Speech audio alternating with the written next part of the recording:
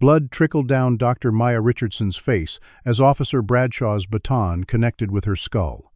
Gasps echoed through the gilded ballroom. Nobody moved to help the black woman in the designer gown until she whispered into the microphone, "This is your Secretary of State speaking." Before we dive into this shocking story, let me know where you're watching from in the comments. Hit that like button and subscribe if you want to see more stories about powerful women standing up against discrimination. What would you do if you witnessed this scene at an elegant charity gala? Let's continue this incredible true story. The cream-colored envelope arrived at Dr. Maya Richardson's private residence on a Tuesday morning, nestled between diplomatic briefings and intelligence reports that regularly flooded her home office. As the first black female Secretary of State in United States history, Maya had grown accustomed to sorting personal correspondence from matters of national security, but something about the Harrington Foundation Charity Gala invitation made her pause. The prestigious annual event at Boston's exclusive Wellington Hotel typically attracted the city's most influential figures, from corporate titans to political heavyweights, all gathering under the pretense of philanthropy while cementing power alliances behind champagne flutes. Maya ran her fingers over the embossed lettering, contemplating whether to add another formal function to her already overwhelming schedule.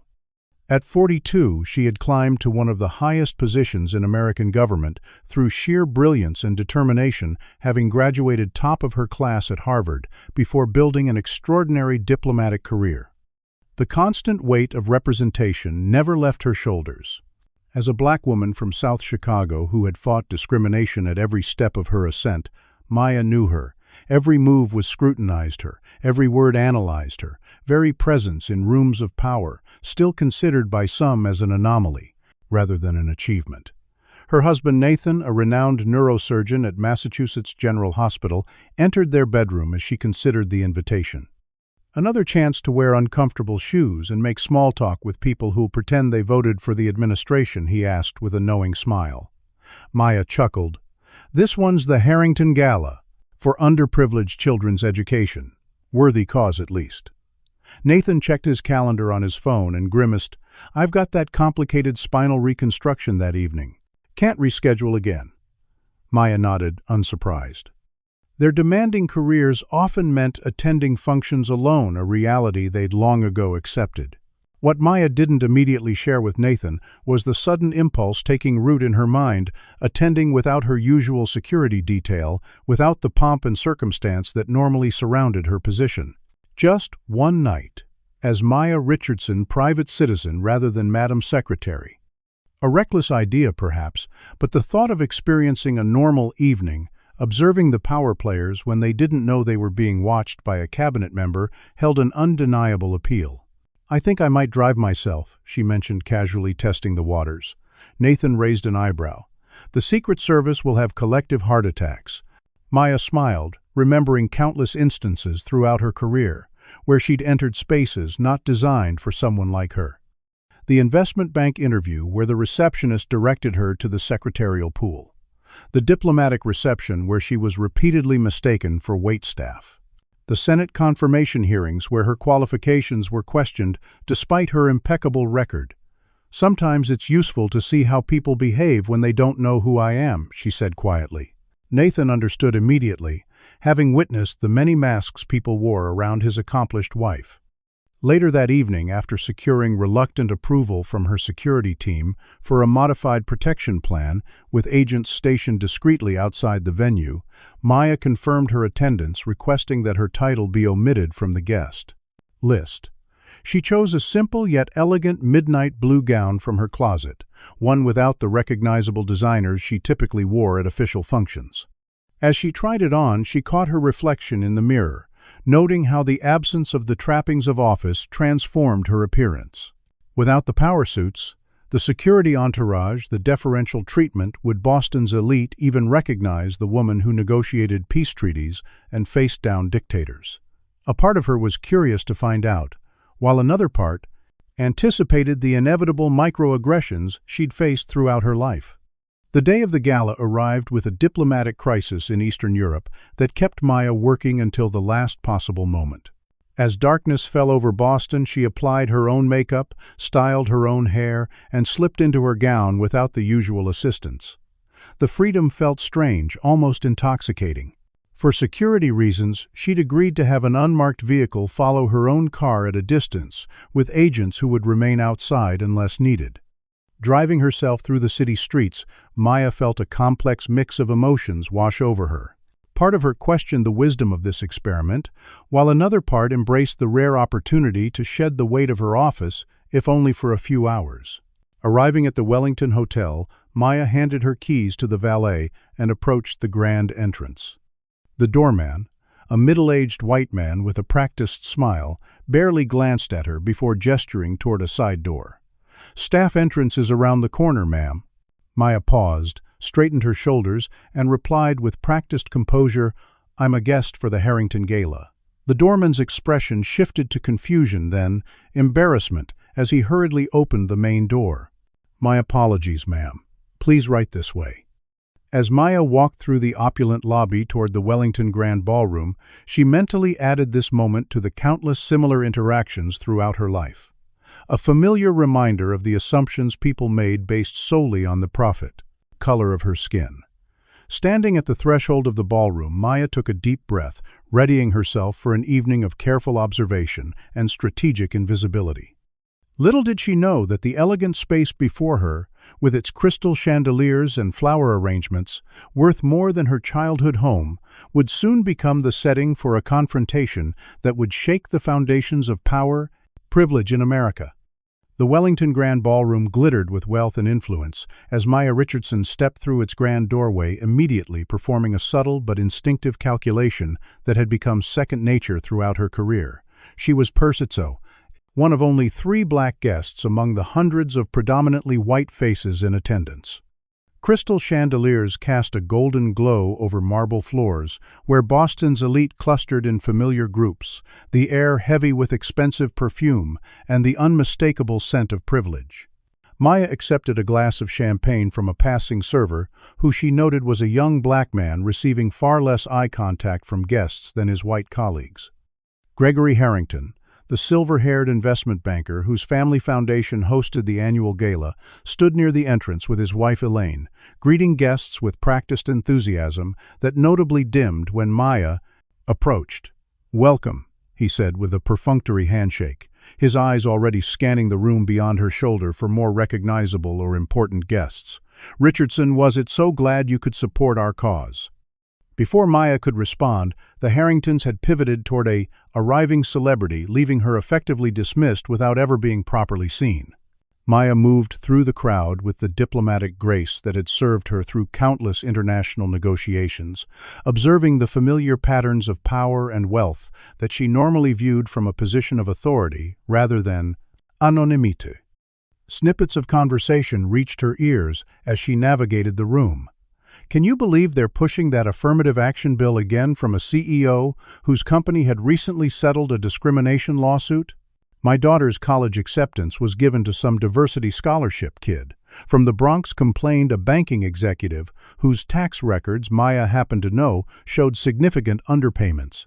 These diversity hires are ruining the firm's reputation," muttered a law partner whose practice had been cited multiple times for discriminatory hiring practices. Maya sipped her champagne slowly, mentally noting policy implications and enforcement gaps that her department could address, storing away the unfiltered perspectives she rarely got to witness when people knew they were speaking to the Secretary of State. Security seemed unusually heavy for such an event, with hotel personnel stationed at each exit and several Boston Police Department officers circulating through the crowd. One officer, in particular, a broad-shouldered white man with a crew cut and cold blue eyes, whose name badge read Bradshaw, seemed to track Maya's movements with suspicious attention despite her inconspicuous behavior. His gaze followed her with such persistent scrutiny that Maya began mentally reviewing security protocols, wondering if her cover had somehow been compromised. Seeking a momentary respite from Bradshaw's unnerving surveillance, Maya gravitated toward one of the few other black guests, a woman approximately her own age, in a striking red gown, who stood observing the room with a similarly analytical expression. These events always feel more like anthropological research than actual parties, don't they? Maya offered with a smile. The woman turned surprise flickering across her features before she returned the smile with genuine warmth. Josephine Carter, she introduced herself, extending her hand. Community Development Director for East Boston. And you're right, I'm definitely taking mental notes for my next grant proposal. Maya introduced herself simply as Maya Richardson, without her title, and was both relieved and somewhat amused when Josephine showed no sign of recognition proof that her experiment in anonymity was working. "You work in government," Josephine asked, correctly reading something in Maya's demeanor. "Something like that," Maya replied with a diplomatic smile. Their conversation flowed easily, a welcome contrast to the strained interactions Maya had experienced since arriving until Officer Bradshaw appeared nearby, visibly monitoring their exchange with unconcealed suspicion. Josephine noticed the officer's attention and lowered her voice. "That one's got a reputation in the community, Ryan Bradshaw. 3 excessive force complaints in 2 years, all against people of color. Always cleared by internal affairs." Maya filed this information away, making a mental note to have her staff look into the Boston PD's accountability practices. As the evening progressed, Maya attempted to join conversations about international relations, her actual area of expertise, only to be talked over or dismissed by men who proceeded to explain basic geopolitical concepts to her with condescending confidence. During one such interaction about the administration's new trade agreement with Southeast Asian nations, a policy Maya herself had architected, she was mid-sentence when a silver-haired man interrupted, "Well, actually, the Secretary of State has completely misunderstood the regional dynamics, not realizing he was educating the very person he was criticizing." Maya bit back the temptation to reveal her identity, instead observing how confidently incorrect people could be when they assumed intellectual superiority based on her gender and race. The first formal champagne toast of the evening provided Maya with another discomforting revelation when she overheard fragments of conversation about a controversial international treaty her department was currently negotiating. The discussion included details that weren't public knowledge, suggesting information leaks she would need to address. As she mentally noted the names of those involved in the conversation, a booming voice nearby captured her attention.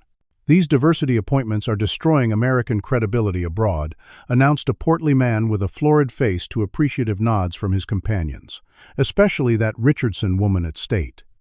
Affirmative action poster child with no real qualifications. Maya recognized him immediately, Richard Whitman, CEO of a defense contractor currently bidding on a State Department security contract.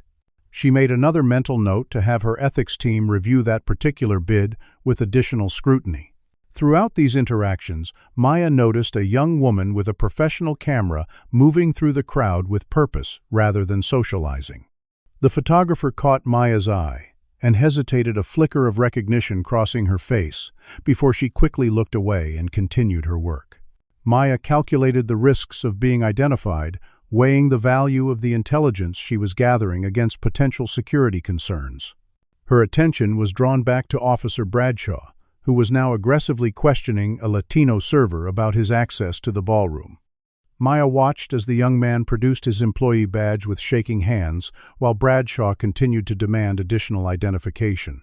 The interaction escalated until a hotel manager intervened, apologizing profusely to the officer rather than addressing the inappropriate harassment. As Maya observed this scene, she felt the familiar weight of responsibility settling back onto her shoulders. The temporary freedom of anonymity was giving way to the persistent call of her office and the obligations that came with her position.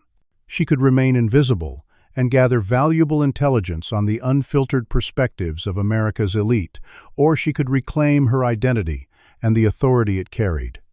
As the evening progressed toward what would become a pivotal confrontation, Maya Richardson, the Secretary of State, temporarily disguised as an ordinary black woman at a charity gala, found herself at the crossroads of power, privilege, and prejudice that had defined much of her life and career.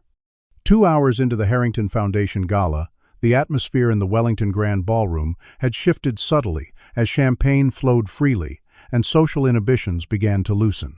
Maya Richardson maintained her strategic position near a marble column, sipping sparkling water, while continuing her careful observation of the room's dynamics. Officer Ryan Bradshaw's behavior had grown increasingly concerning his interactions with staff members of color, becoming more aggressive with each passing hour. Maya watched as he cornered a young black server who had accidentally brushed against a guest while collecting empty glasses, his hand resting meaningfully on his baton as he spoke in low, threatening tones. Unable to remain a passive observer, Maya set down her glass and approached the escalating situation with measured confidence. "Excuse me," she interjected smoothly, positioning herself between Bradshaw and the visibly frightened server. "I believe there's been a misunderstanding. This young man has been providing excellent service all evening." Bradshaw's cold blue eyes narrowed as they shifted from the server to Maya, his expression hardening with unmistakable hostility. "Ma'am, this doesn't concern you," he stated flatly, his tone carrying a warning. "Please step back while I address this security matter." Maya stood her ground, introducing herself simply as Maya, while offering the server an opportunity to slip away, which he gratefully took. Bradshaw's jaw tightened at this small defiance. But before he could respond, his attention was diverted by the arrival of another guest, a face Maya recognized instantly despite her efforts to maintain a neutral expression. Senator William Crawford, the ranking member of the Foreign Relations Committee, and a vocal opponent of Maya's appointment to Secretary of State, entered the ballroom, flanked by aides, and immediately commanded attention from the ED8s, Harringtons, and other influential guests. Maya strategically repositioned herself to observe Crawford's interactions, while remaining outside his line of sight, a skill honed through years of diplomatic maneuvering. What she witnessed over the next 30 minutes sent a chill of concern through her professional instincts. Crawford huddled in an intense conversation with executives from global tech industries and representatives from the Chinese business community, discussing what appeared to be an unauthorized backroom deal that would directly undermine the administration's ongoing negotiations in East Asia. Negotiations Maya herself was set to lead in the coming weeks. She discreetly activated the voice recorder on her phone, careful to maintain the appearance of checking messages rather than conducting surveillance. Bradshaw's unwelcome presence interrupted her intelligence gathering as he materialized beside her with suspicious abruptness. "I need to see your invitation," he demanded without preamble, hand extended expectantly. Maya met his gaze steadily, retrieving the cream-colored invitation from her clutch with deliberate calm. "Is there a problem, Officer Bradshaw?" she inquired, noting how his eyes narrowed at her use of his name. Bradshaw examined her invitation with exaggerated scrutiny, his expression suggesting he was disappointed not to find a reason to eject her from the premises. "We've had reports of unauthorized individuals attempting to access this event," he stated, returning the invitation with visible reluctance. "Security concerns. You understand?" Maya nodded with diplomatic neutrality, though she suspected the only security concern was her presence as a black woman in a space Bradshaw deemed inappropriate for her. "Of course, officer. Security is paramount." She deliberately withheld her full identity, sensing that Bradshaw's hostility would only escalate if challenged by authority, particularly a black woman's authority. After Bradshaw reluctantly moved on, the hotel manager approached Maya with an obsequious smile. "I do apologize for the inconvenience, Miss Richardson. Officer Bradshaw is simply being thorough with security tonight." Maya noted that the apology addressed her discomfort rather than the inappropriate behavior itself. "Does he typically target staff and guests of color with such thoroughness?" she asked mildly, watching discomfort flash across the manager's face before he retreated with mumbled assurances about speaking to the security team. Stepping into a quiet alcove, Maya placed a brief call to her chief of staff, keeping her voice low. "James, I need background on a Boston PD officer named Ryan Bradshaw, and I need to know why Senator Crawford is meeting with global tech and Chinese business representatives outside official channels." Her chief of staff's response was immediate and concerned. "Madam Secretary, your security detail reports increased police activity at the event. We strongly advise you to exit immediately." Maya watched as across the room Bradshaw confronted another person of color, a South Asian man, who appeared to be a doctor based on fragments of conversation she'd overheard earlier. "I need a few more minutes," she decided, calculating the intelligence value against the escalating risk. "Crawford's discussing something that could compromise next week's negotiations. I need to know what we're walking into." As she ended the call, Maya noticed the young photographer from earlier watching the confrontation between Bradshaw and the doctor, her camera capturing the officer's aggressive posture and the discomfort of surrounding guests.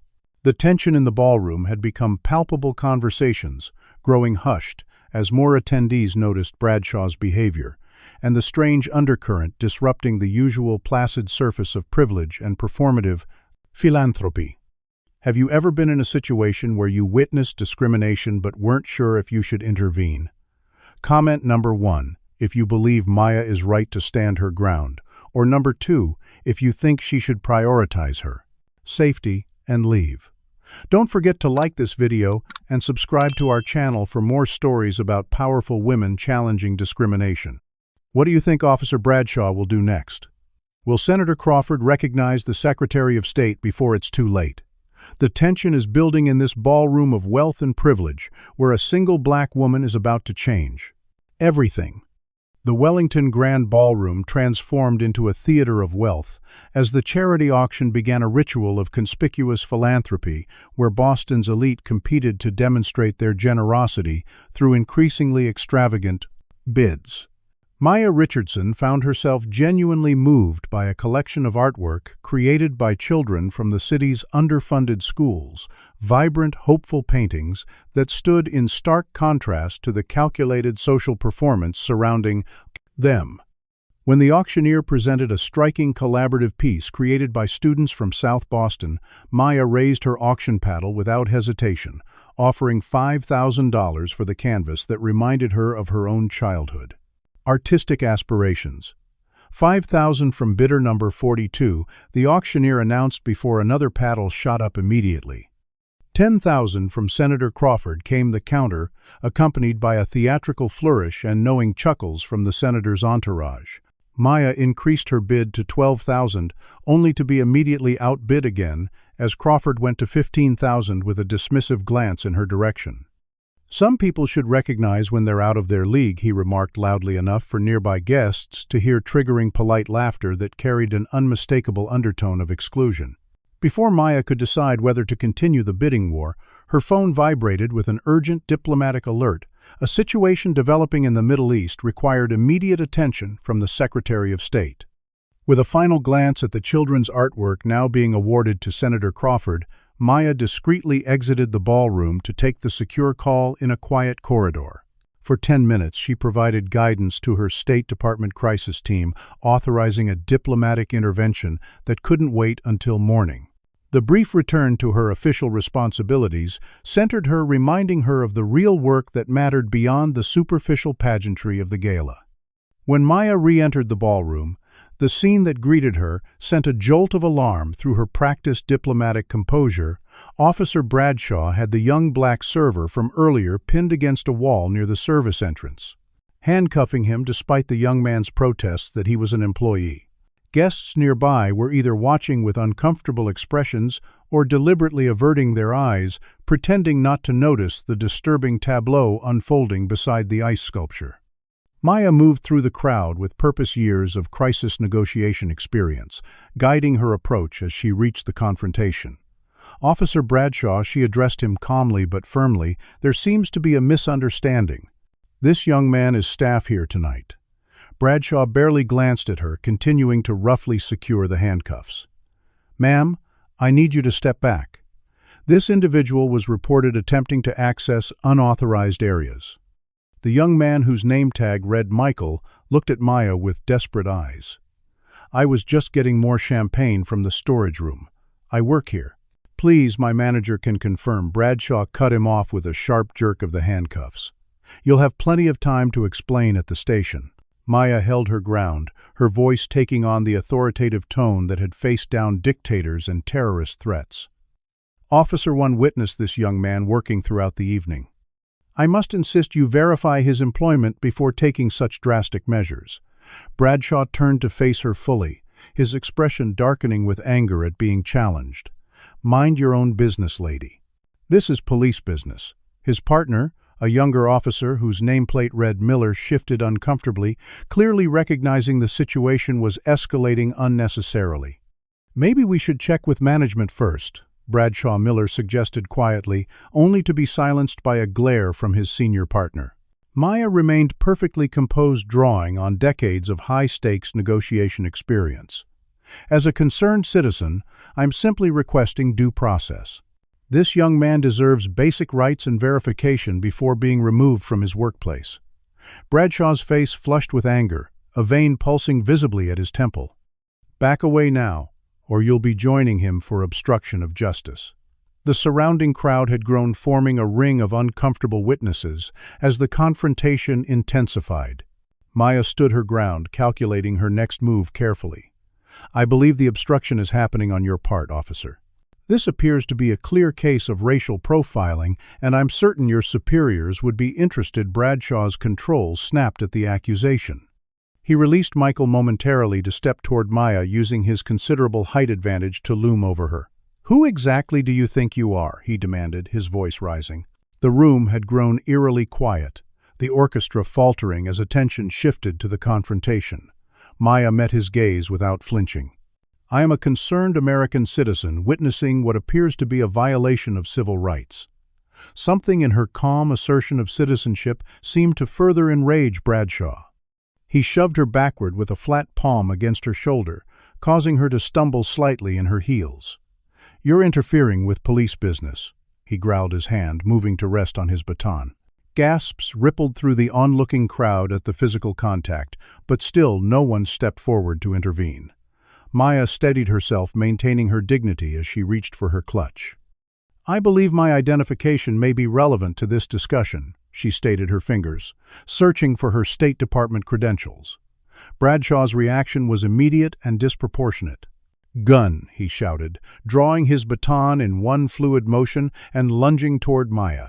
The absurdity of the claim that a woman in a formal gown reaching into a small evening clutch posed an armed threat registered on the faces of shocked onlookers a moment too late. Bradshaw tackled Maya with the full force of his body, sending them both crashing to the marble floor. Maya's head struck the hard surface with a sickening crack that reverberated through the suddenly silent ballroom. Before she could recover from the impact, Bradshaw had flipped her onto her stomach, driving his knee into her back as he roughly yanked her arms behind her. Resisting arrest, he grunted, though Maya had offered no resistance beyond the instinctive tensing of her body against pain. Through the disorientation of what she recognized as a probable concussion, Maya became aware of the cool metal of handcuffs biting into her wrists, and the horrifying realization that Bradshaw was now striking her repeatedly with his baton. Short, controlled blows to her ribs and shoulders as he shouted for her to stop resisting. The physical pain was almost secondary to the profound humiliation of being brutalized in front of hundreds of the nation's most powerful people who stood frozen in shock or actively turned away, some even continuing their profound conversations as though nothing extraordinary was happening. Through the haze of pain, Maya registered multiple phones recording the incident, yet not a single person stepped forward to intervene as Bradshaw continued his assault, punctuating his blows with racial slurs, muttered just loudly enough for Maya to hear but too quietly for most witnesses to detect. Blood from a gash on her forehead began to pool beneath her cheek, on the pristine marble floor, the metallic taste filling her mouth as Officer Bradshaw finally ceased, his blows apparently satisfied that she had been sufficiently subdued. As darkness threatened at the edges of her vision, a single thought crystallized in Maya Richardson's mind: the very people who had dismissed and ignored her as an anonymous black woman were about to receive the education of a lifetime. Rough hands yanked Maya Richardson to her feet, the sudden movement sending waves of dizziness crashing through her concussed brain, as blood from her forehead wound trickled down her face, in thin rivulets staining the delicate silk of her midnight blue gown. Officer Bradshaw maintained his bruising grip on her upper arm, the handcuffs biting painfully into her wrists as she struggled to regain her equilibrium in the stunned silence that had fallen over the Wellington Grand Ballroom. "Got anything else to say now?" Bradshaw sneered, giving her arm another vindictive squeeze that would certainly leave finger-shaped bruises alongside the welts from his baton. Maya blinked away the blood threatening to drip into her eye, forcing herself to stand as straight as possible, despite the shooting pain in her ribs that suggested at least one might be cracked. Through the ringing in her ears, she became aware of the hundreds of eyes fixed on her Boston's elite, frozen in a tableau of horrified fascination, their champagne flutes and canapés suspended midair as they watched a black woman's degradation unfold like some perverse dinner theater. "She needs medical attention." Josephine Carter's voice cut through the murmurs, the only person moving toward Maya rather than away. "She's bleeding, for God's sake." Bradshaw positioned himself between them, his posture suggesting he might treat Josephine to similar treatment if she came closer. "Back up. She's resisting arrest and assaulted an officer." The blatant lie hung in the air, contradicted by dozens of phones that had recorded the entire incident. Maya could see the videos already being stopped, some guests looking uncomfortably at their devices, as though suddenly aware they had documented something that implicated them in their inaction. Gregory Harrington finally approached his face, a mask of discomfort that had nothing to do with Maya's injuries and everything to do with the disruption to his carefully orchestrated event. "Officer, perhaps we could handle this more discreetly," he suggested, his eyes darting nervously around the room rather than looking directly at Maya's bloodied face. "Our guests are here for charity work after all." The grotesque prioritization of comfort over justice, of social niceties over human dignity, crystallized something in Maya's mind. Throughout her career, she had worked within systems, believing that representation and excellence would gradually transform institutions from the inside. But the weight of the handcuffs around her wrists and the blood dripping onto her collar made theory collide with lived reality in a way that could not be ignored or diplomatically navigated. "She's putting on a show," Bradshaw announced to the room, misinterpreting Maya's momentary silence for defeat. "They always play the victim when they're caught. Classic perp behavior." The casual dehumanization in his tone made several guests flinch, yet still no one directly challenged his authority or behavior. Maya noted Senator Crawford watching from a safe distance, his expression calculating rather than concerned clearly, assessing political implications rather than human suffering. A young hotel staff member approached tentatively, holding a microphone that had apparently been requested. "Ma'am," he said, quietly offering the microphone toward Maya with nervous glances at Bradshaw. The officer started to object, but something in Maya's demeanor, a sudden shift from injured victim to commanding presence, despite her physical state, made him hesitate just long enough for her to position her mouth near the crescent. Microphone. Blood dripped from her temple, staining the shoulder of her designer gown, as she stood handcuffed and injured before Boston's most powerful citizens.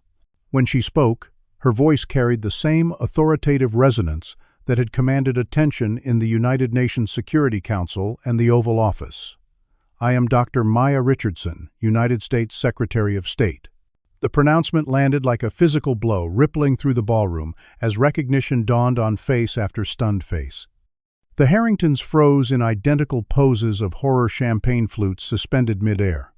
Senator Crawford's complexion drained to ashen gray as the implications for his career became immediately apparent. Officer Bradshaw's grip on Maya's arm slackened momentarily in shock before he recovered his disbelief, manifesting as desperate denial.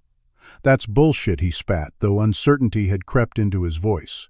"She's lying to avoid arrest." As if in direct response to his accusation, Maya's State Department identification badge slipped from her clutch, which had fallen open on the floor during the assault.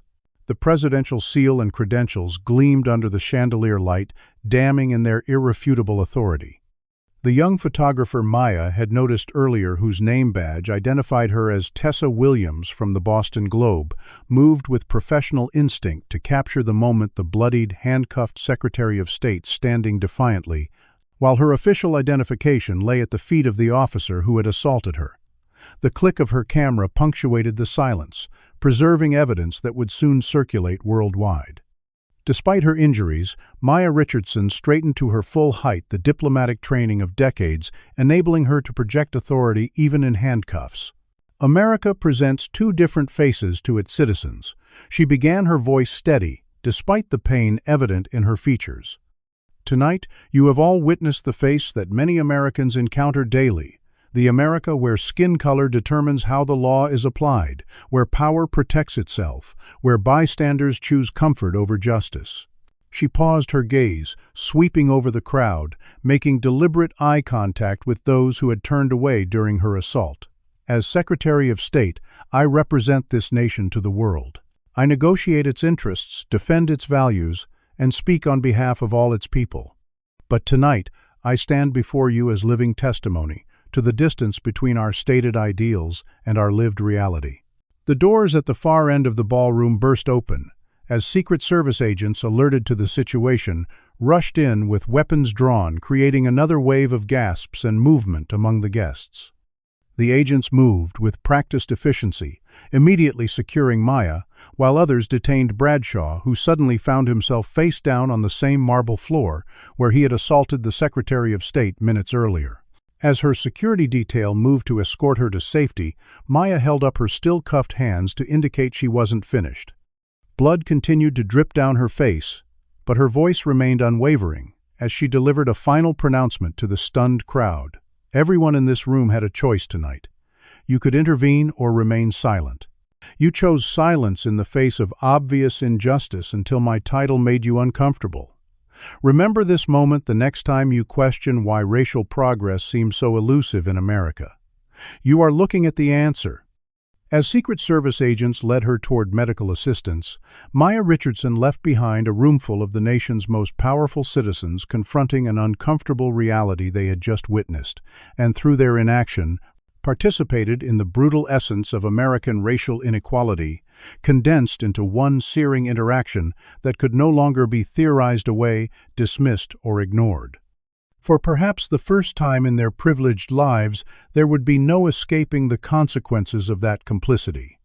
Controlled chaos erupted throughout the Wellington Grand Ballroom as Secret Service agents swarmed the space, their dark suits and earpieces creating a stark contrast against the glittering evening wear of Boston's elite.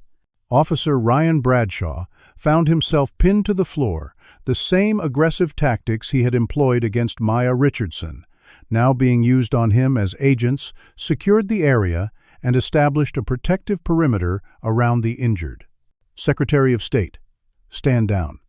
Federal agents shouted the lead Secret Service officer as Boston police officers reached for their weapons, creating a tense standoff until BPD leadership recognized the severity of the situation and ordered their officers to comply. Despite the blood still streaming from her head wound and the shooting pain in her ribs, Maya Richardson maintained her diplomatic composure, refusing the immediate evacuation her security detail attempted to implement. "Remove these first," she instructed firmly, extending her still-cuffed wrists toward her chief of security, whose face reflected a mixture of concern and barely contained fury at her condition. Once freed from the handcuffs, Maya turned back toward the stunned crowd, standing tall despite her injuries, blood staining the shoulder of her designer gown. "I'm not finished," she stated with quiet authority that immediately silenced the room. Years of international crisis management had prepared her for this moment, the ability to function through physical pain while maintaining absolute mental clarity. "What happened here tonight is not an aberration or an exception," she began, her voice carrying through the now silent ballroom. "It is the daily reality for countless Americans whose names you'll never know, whose suffering will never interrupt your fundraisers, whose blood will never stain your marble floors." Her gaze swept deliberately across the faces of those who had averted their eyes during her assault, lingering on Senator Crawford, whose complexion had shifted from shock white to a mottled red, as he realized the political implications unfolding before him. The privilege in this room isn't just your wealth or your connections. It's your ability to witness injustice and consider it someone else's problem. It's the luxury of theorizing about racism rather than experiencing it. It's believing that your silence is neutrality rather than complicity. Outside, the Wellington Hotel news vans were already arriving, tipped off by hotel staff and guests who had slipped away to alert the media about the unprecedented situation unfolding inside. Reporters gathered on the sidewalk as police established a perimeter, speculation running wild about what exactly had transpired at the prestigious Harrington Gala. Inside, guests, who had eagerly recorded Maya's assault on their phones, now frantically attempted to delete the evidence, suddenly aware that their documentation showed not only Bradshaw's brutality, but their own inaction. Maya noticed this with grim satisfaction, knowing that Tessa Williams from the Boston Globe had captured everything, including the crowd's behavior before and after her identity was revealed. A woman stepped forward from the crowd. Dr. Elena Rodriguez, a trauma surgeon Maya recognized from a previous White House healthcare summit. "Madam Secretary, you need immediate medical attention," she stated, with professional authority, approaching Maya with a cocktail napkin pressed against the still bleeding head wound. "You likely have a concussion and possibly internal injuries from the impact and subsequent assault." As Dr. Rodriguez performed a preliminary examination, Gregory Harrington attempted to approach Maya, his hands spread in a placating gesture. "Madam Secretary, please accept our profound apologies for this unfortunate incident." "Had we known you were attending," Maya cut him off with a sharp glance that had silenced dictators. "That's precisely the problem, isn't it, Mr. Harrington? The idea that one's humanity should be contingent on title or position." She turned slightly to observe Officer Bradshaw being escorted to a separate room for questioning, still shouting justifications about security protocols and resistance that contradicted the video evidence. Dozens of guests had captured. Senator Crawford navigated through the crowd toward Maya, his expression now arranged into one of concerned statesmanship, clearly attempting damage control, as he recognized the career-ending potential of the evening's events. "Madam Secretary, this is absolutely appalling. I want to assure you that I'll personally see to it that this officer faces consequences for his unconscionable behavior." Maya's response was measured, but cutting. "Interesting, Senator, considering your remarks earlier about unqualified diversity appointments. And I'm particularly interested in discussing your private conversation with global tech representatives about undermining next week's trade negotiations." Crawford's face drained of color for the second time that evening as he realized Maya had overheard his backroom dealings. Before he could formulate a response, Maya turned away, effectively dismissing him in front of his peers. The Harringtons hovered nearby, offering profuse apologies that rang hollow against the backdrop of their earlier dismissive treatment. "We had no idea you would be attending," Elaine Harrington repeated inadvertently, highlighting the exact problem Maya had addressed. "We would have arranged appropriate security and recognition." Maya interrupted the stream of self-serving apologies with a raised hand. "The appropriate response to witnessing anyone being assaulted is intervention, Mrs. Harrington. My title should be irrelevant to that moral obligation." As her security detail created a protective formation around her, Maya's phone rang with the distinctive tone indicating a call from the White House. Answering with her usual professional demeanor despite the extraordinary circumstances, she spoke briefly. "Mr. President, I'm secure, but injured. Situation contained. I'll brief you fully once I've received medical attention." She declined the doctor's offer of immediate pain medication, determined to maintain complete mental clarity for the critical hours ahead. "I need to make 3 calls before I leave," she informed her chief of security, who reluctantly provided her the space to do so while maintaining the protective perimeter. First, she called her husband, Nathan, providing reassurance along with the difficult news. Second, she contacted the Attorney General, directly bypassing normal protocols to ensure federal civil rights charges would be considered immediately. Finally, she placed a call to her most trusted media contact at the Washington Post, knowing that controlling the narrative would be crucial in the hours ahead. Throughout these conversations, Josephine Carter remained nearby, having firmly informed the Secret Service that she had witnessed the entire incident and would be making herself available as an official statement witness. "Madam Secretary," she said quietly, when Maya finished her calls, "I've worked in community advocacy for 20 years. What I witnessed tonight is what our neighborhoods have been trying to tell America for decades. Maya nodded, a moment of genuine connection amid the chaos. "Miss Carter, I'd like to continue our conversation tomorrow. Your perspective would be valuable to me." As the Secret Service finalized arrangements to transport the Secretary of State to Massachusetts General Hospital, the Wellington Hotel ballroom had transformed from a celebration of wealth and performative philanthropy to the epicenter of triplios, a national reckoning that would reverberate through institutions of power for months to come. The evening's carefully orchestrated display of elite generosity had shattered, revealing the uncomfortable truths lying just beneath the surface of American society, truths that could no longer be ignored when embodied by the bloodied, dignified figure of the Secretary of State. Have you ever witnessed discrimination and wished you had the courage to speak up? Comment number 1. If you've ever been in a situation where you stood your ground against injustice, or number 2, if you regret staying silent. And don't forget to like and subscribe if you believe more stories like Maya's need to be told. What do you think will happen next? Will Officer Bradshaw face real consequences, or will the system protect him? Will the wealthy guests who stood by and watched be held accountable for their inaction? The story is far from over as Maya Richardson's blood-stained evening gown becomes a powerful symbol of America's ongoing struggle with racial justice. The morning sun had barely risen over Boston Harbor when the first viral video hit social media, showing Secretary of State Dr. Maya Richardson being brutally assaulted by Officer Ryan Bradshaw at the Wellington Hotel, followed by the stunning moment of revelation when her identity was announced. Within hours, multiple angles of the incident flooded every major news network and platform. The hashtags number Madam Secretary and number Wellington Assault trending globally as millions of Americans awoke to the shocking footage of one of the Prussian nation's highest-ranking officials handcuffed and bleeding on a ballroom floor. Maya Richardson opened her eyes in a private room at Massachusetts General Hospital to find her husband Nathan's worried face hovering over her, his surgeon's hands gently holding hers as monitors beeped steadily in the respitime. Background: you have a moderate concussion, 3 bruised ribs, and 27 stitches in your forehead, he informed her with the precision of a medical professional, barely containing his personal anguish. And you've created an international incident that's breaking the internet.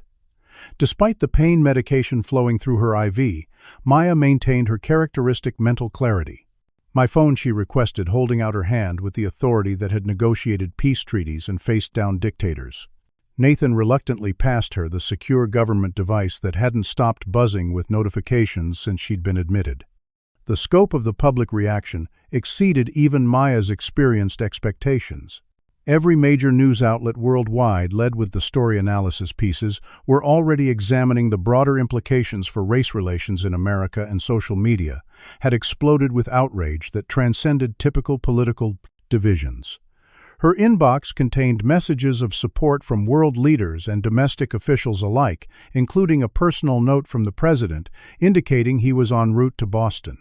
"The president's coming here?" Nathan asked, reading over her shoulder with raised eyebrows.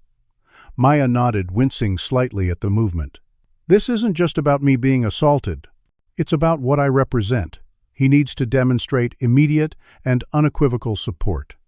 Before Nathan could respond, the door opened to admit the hospital director and a team of security personnel preceding the President of the United States, whose expression reflected both genuine concern and the calculated awareness of the hospital director. "Moment's historical significance. Maya," he said, taking her hand with warm familiarity that belied their often complicated professional relationship. "I've just come from a security briefing. The videos are everywhere." "How are you holding up?" Maya straightened against her pillows, shifting instantly from patient to diplomat despite her bandaged head and hospital gown. "Mr. President, I believe we have an opportunity here that transcends my personal experience. With your permission, I'd like to address the nation today from this hospital room." The president's political instincts visibly warred with his concern for her health. "The doctors recommend at least 48 hours of observation and rest for your concussion." Maya's expression remained resolute. "With respect, sir, timing is crucial. This moment will crystallize public opinion or dissipate within hours." If we wait, the narrative will be controlled by others. While this high-level negotiation continued in Maya's hospital room across the city, Officer Ryan Bradshaw's personnel file was being scrutinized by journalists who had obtained leaked documents revealing a history of personnel, excessive force complaints, all filed by people of color, all dismissed by internal affairs, despite witness testimony and, in 2 cases, video evidence. The Boston Police Department, caught unprepared for the international spotlight, suddenly focused on their practices, released a hastily crafted statement defending Bradshaw's commitment to public safety while promising a thorough investigation of the incident. The statement further inflamed public sentiment, particularly when juxtaposed with the graphic footage of Bradshaw striking the Secretary of State repeatedly while she lay handcuffed on the ground. By midday, spontaneous protests had formed outside the Wellington Hotel Boston Police Headquarters and city halls across the nation, signs bearing Maya's bloodied image, alongside slogans demanding accountability and systemic change.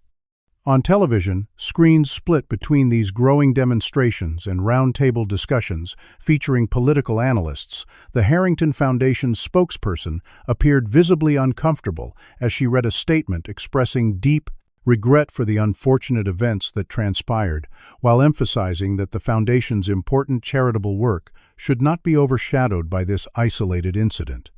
The backlash was immediate and fierce, with donors publicly withdrawing, support and partner organizations distancing themselves from what was rapidly becoming a case study in institutional tone deafness. Despite her injuries, Maya worked methodically from her hospital bed, conducting briefings with her State Department team to ensure international matters remained on track, while simultaneously coordinating with the Justice Department regarding potential federal charges against Bradshaw. Nathan watched with a mixture of pride and concern as his wife refused pain medication that might cloud her thinking, instead accepting only the minimum treatment necessary to function effectively. "The world won't stop spinning because I got hit in the head," she remarked dryly when he suggested she delegate more tasks to her deputies. "Besides, I've been preparing for this moment my entire career, whether I knew it or not." Senator William Crawford appeared on 3 morning shows in quick succession, each appearance more desperate than the last, as he attempted to distance himself from both Bradshaw's actions and his own overheard comments about unqualified diversity appointments. The political damage spread like wildfire when Tessa Williams from the Boston Globe published a photo essay capturing not just the assault itself, but the telling reactions of Boston's elite first, their indifference to an anonymous black woman suffering, then their horrified recognition when her identity was revealed. The images were devastating in their stark documentation of privileged complicity, showing champagne flutes raised and conversations continuing in the background, while Maya lay bleeding on the marble floor. As afternoon faded into evening, Maya finalized preparations for her national address, reviewing talking points with her communications director, while a makeup artist carefully worked around her bandages to present an image that would neither sensationalize nor minimize her injuries. Nathan sat nearby, having refused to leave her side despite his surgical schedule being rearranged. "Your children are on their way," he informed her, hanging up his phone after speaking with their daughter Amara, a second-year law student at Yale. "They're upset, Maya. Not just about what happened to you, but about seeing it everywhere they look." Something softened in Maya's diplomatic armor at the mention of their children. "They've grown up watching me navigate these waters, pretending the currents weren't as strong as they actually are. Perhaps it's time for complete honesty about what it means to be black in America, even especially when you've reached the highest levels of government." The police chief arrived at the hospital shortly before Maya's scheduled address, requesting a private audience that was reluctantly granted after security screening. His attempt at a personal apology while simultaneously defending his department's overall record fell flat against Maya's measured response. "Chief Donnelly, I'm not interested in personal assurances. I'm interested in structural accountability. Officer Bradshaw's behavior reflects systematic failures in recruitment training and discipline that your department has overlooked for years." As her media team finalized technical arrangements for the broadcast, Maya declined the stronger painkillers offered by her medical team, choosing clarity of thought over comfort. "The pain serves a purpose," she told Nathan quietly. "It connects me to everyone who's experienced this without the cushion of privilege or position to soften the aftermath." When the cameras began rolling, capturing the image of the Secretary of State with visible bandages and bruising addressing the nation from a hospital bed, Maya Richardson embodied both vulnerability and indomitable strength, a visual testimony to the dual reality of being both one of the most powerful officials in the United States government and a black woman, subject to the same prejudices and dangers that threatened Americans with far less protection and recourse. 3 days after what media outlets had dubbed the Wellington Incident, Secretary of State Dr. Maya Richardson sat in a makeup chair at CNN's Boston studio, maintaining perfect posture despite the persistent pain in her ribs as technicians worked around the still visible bruising on her face and the row of stitches along the lozenge stitches. Her hairline. "We can cover more of the bruising if you'd prefer." Madam Secretary, the makeup artist, offered tentatively, brush poised above a palette of concealer. Maya shook her head with deliberate certainty. "Number. The American people need to see exactly what happened." Within minutes, Maya faced the cameras with her injuries visible to millions of viewers nationwide, her poise and articulation standing in stark contrast to the physical evidence of violence she had endured. "What I experienced at the Wellington Hotel was not exceptional." She began, her voice steady and commanding. "It was exceptional only in that it happened to someone with the platform and power to ensure it couldn't be ignored, dismissed, or forgotten. For countless Americans, this is not a news story or a viral video. It's daily life, without cameras, without hashtags, without presidential visits to their hospital rooms." The interview immediately dominated every news cycle. Maya's refusal to minimize her injuries or soft-pedal her message, creating what commentators called the most honest conversation about race ever broadcast from within, an ever-panced honest conversation about race administration. Behind this public narrative, Maya orchestrated a series of strategic power moves with the precision that had made her one of the most effective secretaries of state in modern history. While Officer Bradshaw had been suspended with pay, a decision that further inflamed public outrage, Maya bypassed standard protocols to meet privately with the Attorney General in her hospital room before her discharge. "This isn't just about Bradshaw," she explained, sliding a dossier across the table containing documentation of 17 similar incidents within the Boston Police Department over the past 3 years.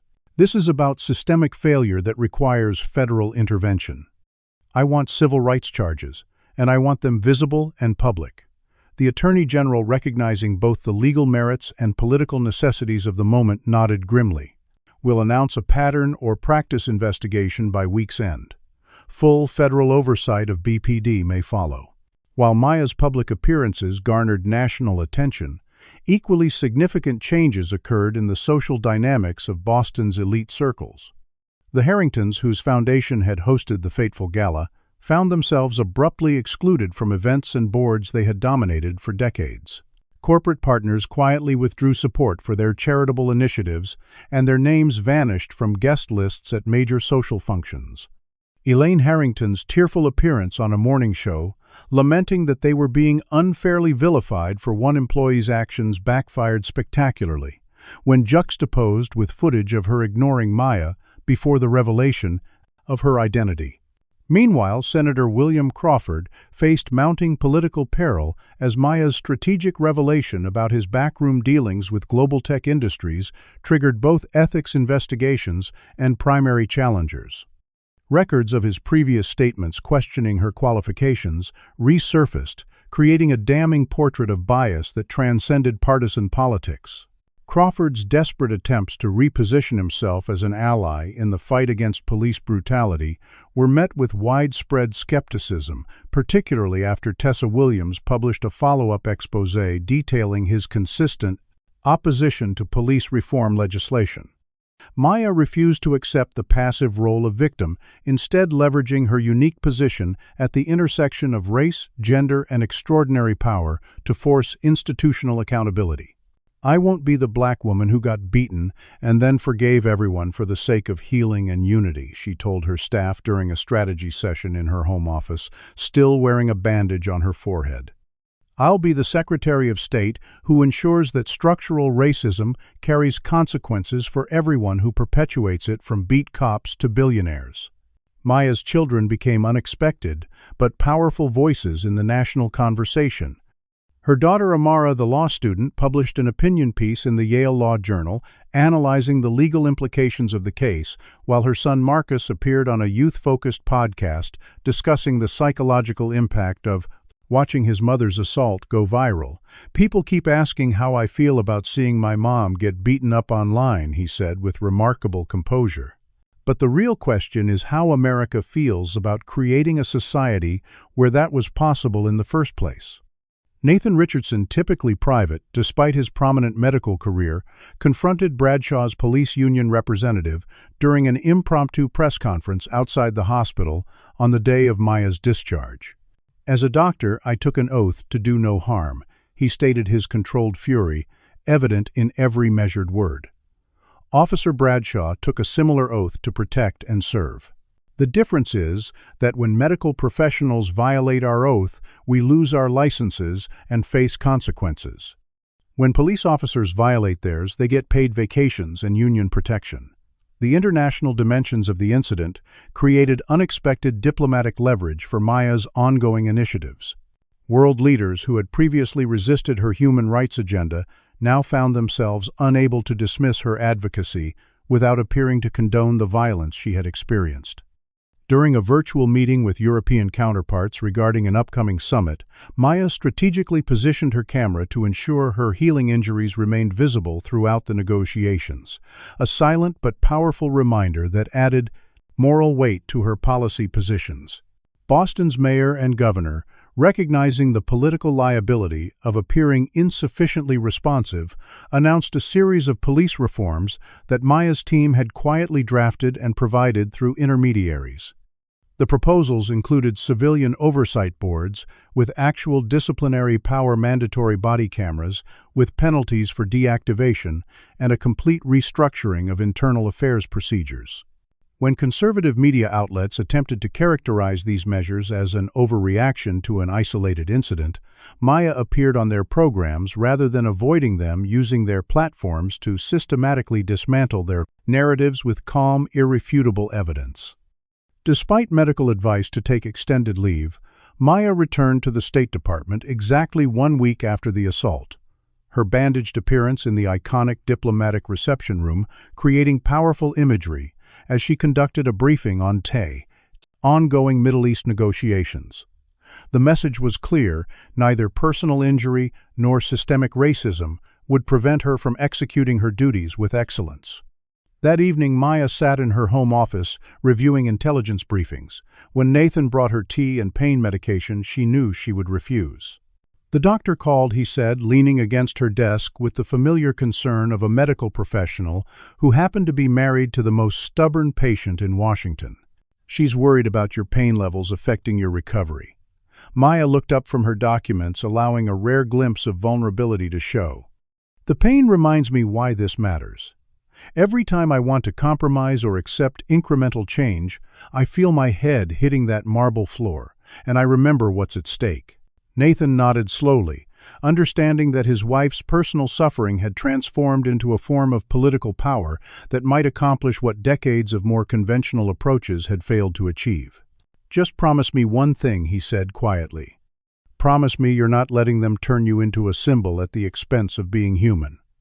Maya reached for his hand, her diplomatic armor momentarily lowered. "Symbols don't change systems, Nathan. Power does. And for the first time, I'm using the full measure of mine." 6 months after the night that transformed American discourse on race and power, Secretary of State Dr. Maya Richardson stood at a podium in the renovated ballroom of the Wellington Hotel, the space now unrecognizable from the scene of her assault. Gone were the ostentatious displays of wealth that had characterized the Harrington Foundation gala. In their place stood simple, elegant arrangements, highlighting the work of community organizations focused on racial justice and police reform. Welcome to the first annual Civil Rights and Community Empowerment Summit. Maya addressed the diverse audience of activists, policymakers, law enforcement reformers, and community leaders who had replaced Boston's traditional elite in this storied space. The scar on her forehead remained visible, a deliberate choice she had made despite doctors' offers to minimize it through additional cosmetic procedures. "This scar stays with me as a reminder," she had told Nathan. "Some wounds should remain visible so we don't forget their lessons." Officer Bradshaw's downfall had been swift and comprehensive once the full machinery of federal investigation turned its attention to his record. The Justice Department's Civil Rights Division had uncovered a pattern of similar incidents throughout his career, resulting in federal charges that bypassed the often protective local processes that had previously cleared him. Concurrent civil lawsuits from previous victims, emboldened by Maya's public stand, created financial consequences that no police union could shield him from. His tearful appearance on a conservative talk show, claiming he was being sacrificed on the altar of political correctness, backfired spectacularly when the host, expecting a sympathetic interview, instead confronted him with newly uncovered text messages revealing explicitly racist sentiments. The Boston Police Department itself underwent a fundamental restructuring under federal consent decree, with mandatory bias training, civilian oversight with actual disciplinary authority, and a complete overhaul of recruitment practices. What made this transformation different from previous reform attempts was the sustained public attention and political will generated by the uniquely visible nature of Maya's case. "When they beat me, they didn't know I was the Secretary of State Maya," often repeated in speeches and interviews. "But the tragedy isn't what happened to me. It's what happens every day to people without my title, without my platform, without my recourse." Senator William Crawford's political career had effectively ended when recordings of his backroom dealings with global tech industries became public, revealing efforts to undermine American interests for personal financial gain. The ethics investigation expanded to include tax improprieties and campaign finance violations, ensuring his defeat in the next election cycle by a reformist candidate whom Maya quietly supported. The Harrington Foundation, once the gatekeeper of Boston philanthropy, now operated under entirely new leadership following the resignation of Gregory and Elaine Harrington amid public pressure and donor exodus. The organization had been reconstituted with a diverse board that required anti-racism training for all members and event attendees, a transformation that rippled through similar institutions nationwide as the Wellington Standard became shorthand for meaningful rather than cosmetic diversity efforts. Josephine Carter, the Community Development Director, who had been the only other person to speak up during Maya's assault, now served on a federal commission addressing economic disparities in urban communities, a position Maya had personally recommended her for after recognizing her exceptional insights and moral courage. Sometimes the right person is already in the room. Maya had told the president when proposing Carter's appointment. "They're just not the person everyone's been trained to listen to." Tessa Williams, the young photographer whose unflinching documentation had prevented any whitewashing of the incident, received a Pulitzer Prize for her photo essay, Power, Privilege, and Violence, which captured not only the assault itself, but the telling reactions of the witnesses before and after Maya's identity was revealed. The images had become iconic in contemporary discussions of race, featured in museum exhibitions and university curricula nationwide. Michael Turner, the young black server, whose detention had prompted Maya's initial intervention, now attended Northeastern University on a scholarship established in Maya's name for students from underrepresented backgrounds, interested in public service. "That night changed my life in ways I'm still processing," he told Maya, during a mentoring session she had instituted for scholarship recipients. "But watching you stand up, even though you knew what might happen, that showed me what courage actually looks like." The physical and emotional scars of that night remained with Maya, manifesting in occasional migraines from the concussion and moments of hypervigilance in crowded spaces. Yet she had channeled these personal costs into renewed purpose, integrating racial justice components into diplomatic negotiations in ways previous administrations had considered too controversial or divisive. Human rights cannot be separated from diplomatic relations became her signature position in international forums, often delivered while making direct eye contact with representatives from countries with their own troubled racial histories. Nathan Richardson had transformed his medical practice to focus specifically on addressing racial disparities in healthcare outcomes, establishing a research initiative that identified and implemented interventions to eliminate well-documented biases in treatment protocols. "My wife's experience made the abstract personal for me," he explained in a medical journal interview. "As physicians, we can no longer pretend that structural racism doesn't directly impact health outcomes." Maya received numerous offers to leverage her heightened public profile into elected office, including serious overtures about gubernatorial and even presidential runs. She declined them all, recognizing that her current position provided unique leverage at the intersection of domestic and international policy. "There are many paths to change," she told Amara, during a rare mother-daughter lunch between their demanding schedules. "I've found mine. Your generation will find yours." The Wellington Hotel Ballroom, once the exclusive domain of Boston's traditional power structure, now regularly hosted community events for underprivileged youth, including art exhibitions, educational programs, and career development workshops. The marble floor where Maya's blood had pooled had been replaced during renovations, but a small, tasteful plaque marked the spot. On this site, America was forced to confront the distance between its promises and its practices. On the one-year anniversary of the assault, Maya hosted a private dinner for young black women pursuing careers in diplomacy and public service, creating a mentorship network that would extend her influence far beyond her time in office. "They tried to put me on the floor," she told these emerging leaders, "but instead they put me in position to hold the door open for all of you." As Maya concluded her address at the Civil Rights Summit, she gestured toward the diverse audience before her community organizers, seated alongside reformed police officials, grassroots activists, next to corporate leaders, implementing new accountability standards. "What happened in this room a year ago was not unique in American experience," she stated firmly. "What is unique is that we refuse to let it be forgotten, excused, or minimized. We refuse to accept symbolic gestures in place of structural change. We refuse to confuse apologies with accountability." Maya paused her gaze, sweeping across the transformed ballroom where she had once lain handcuffed and bleeding. "True justice isn't measured in punishments for past wrongs, but in the creation of systems where such wrongs become impossible. The work continues.